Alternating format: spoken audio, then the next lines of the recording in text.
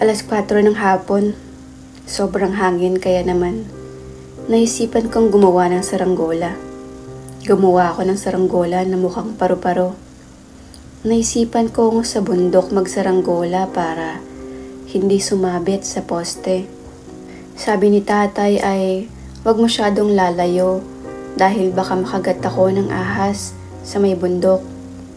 Habang ini-enjoy ko ang pagpapalipad ay biglang nabitawan ko ang tali at lumipad papunta sa gubat ang saranggola. Hinabol ko ito at nakita ko ang isang babae na hawak-hawak ang saranggola ko.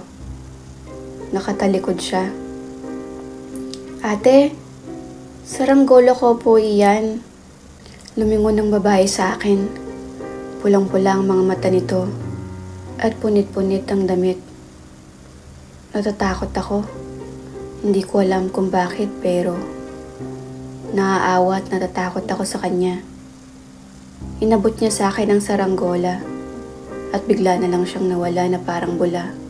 Nakita ko ulit ang babae. Unti-unti itong naglakad papalapit sa akin nang bigla akong narinig si tatay na tinatawag ako upang umuwi na.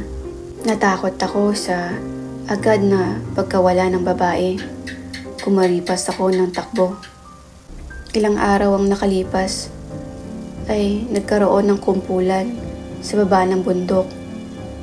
Sabi nila ay may natagpuan silang isang babae sa gubat. Ginahasa raw ito ng kanyang boyfriend at pinatay. Nakita ko na lang si tatay na nakaposas.